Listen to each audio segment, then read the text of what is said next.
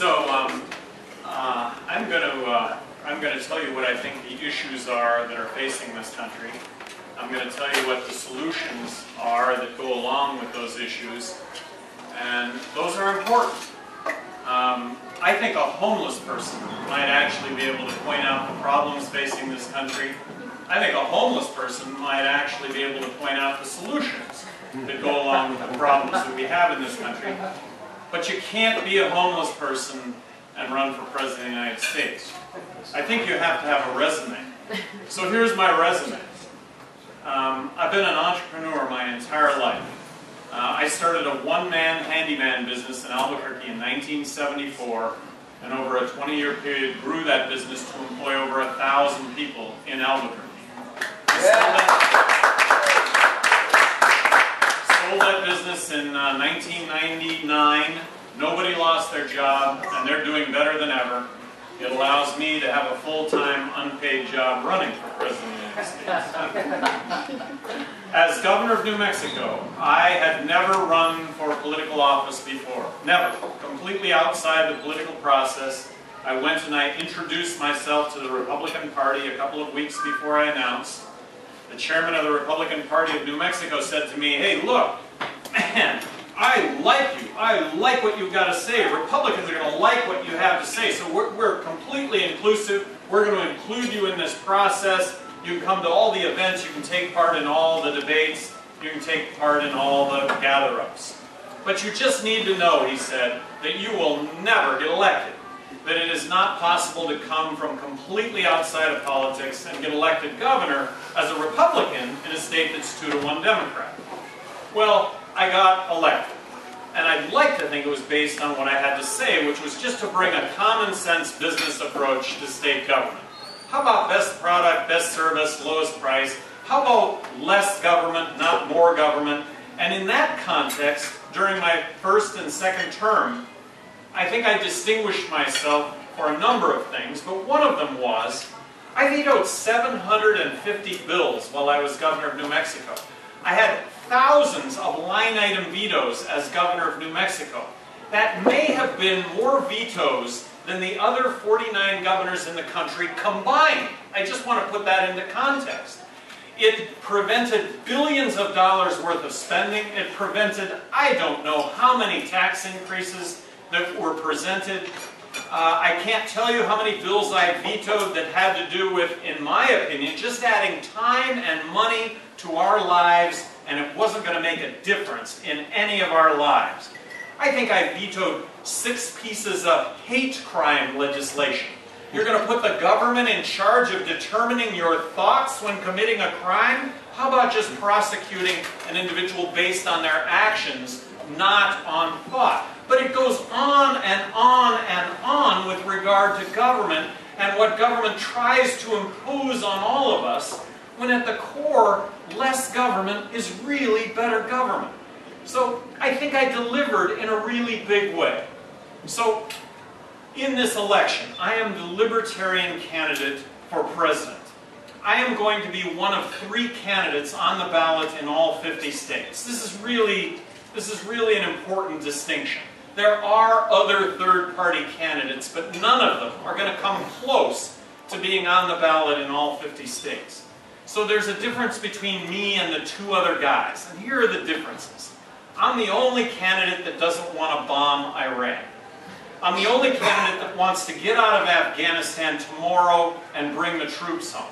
I'm the only candidate that genuinely believes in marriage equality from a constitutional standpoint, that it is a constitutional guarantee on par with civil rights of the 60s. I want to end the drug war. I believe marijuana should be legalized now. I would have never signed the National Defense Authorization Act allowing for you and I to be arrested and detained as U.S. citizens. Never. I would have never signed the Patriot Act, and I would look to repealing the Patriot Act. I am the only candidate that is promising to submit a balanced budget to Congress in the year 2013. I think the biggest threat to our way of life is the fact that we're borrowing and printing money to the tune of 43 cents out of every dollar that we spend, It is absolutely unsustainable. And what's going to happen as a result of what we're doing? We are going to suffer a monetary collapse. What's a monetary collapse? Very simply, it's when the dollars that we have don't buy a thing because of the accompanying inflation that goes along with borrowing and printing money to the tune of 43 cents out of every dollar that we're spending. I am the only candidate that wants to abolish the IRS, eliminate income tax, and eliminate corporate tax, and replace all of that with a national consumption tax. In this case, I am advocating the fair tax, which I think really reboots the American economy. It's the answer when it comes to American exports, making our exports 23% more competitive. It's really the answer when it comes to jobs, because in a zero corporate tax rate environment, if the private sector doesn't create tens of millions of jobs, what does it take to create tens of millions of jobs?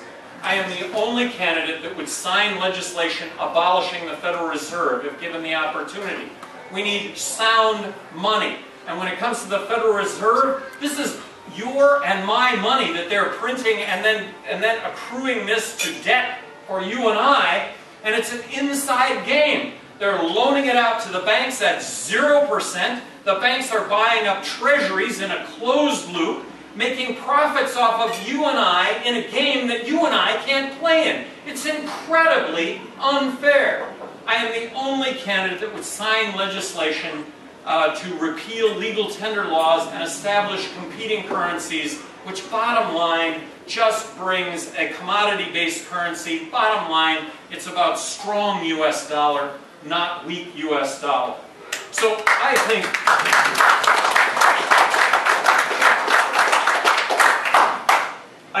think we're at the precipice here. We can either decide to address these problems, or we can believe that Santa Claus is going to come this Christmas, or that the Easter Bunny really is going to still deliver the eggs, or that there is going to be a payoff for the tooth underneath the pillow.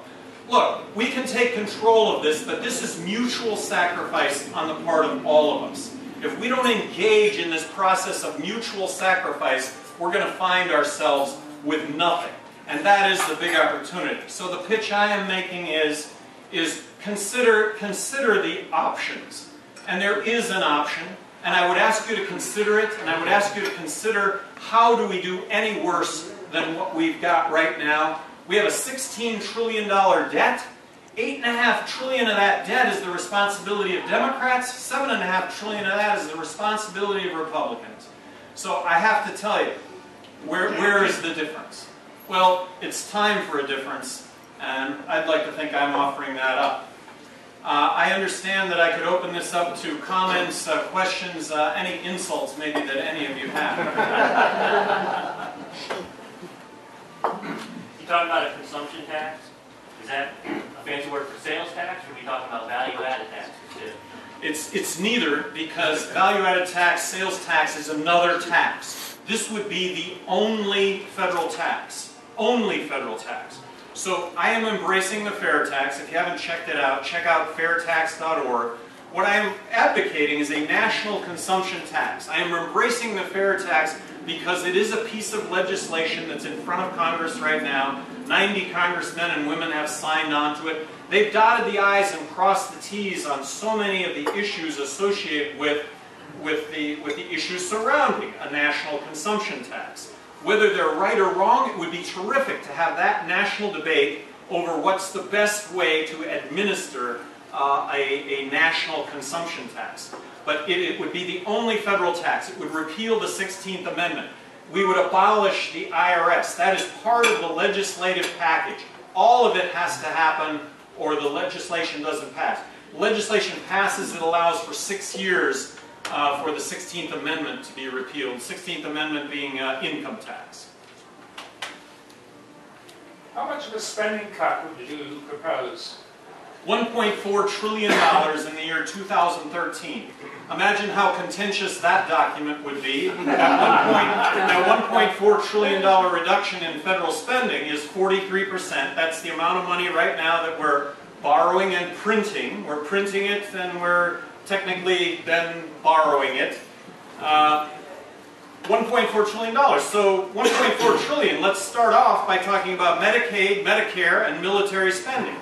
When it comes to Medicaid, as governor of New Mexico, I oversaw the reform of Medicaid in New Mexico. We went from a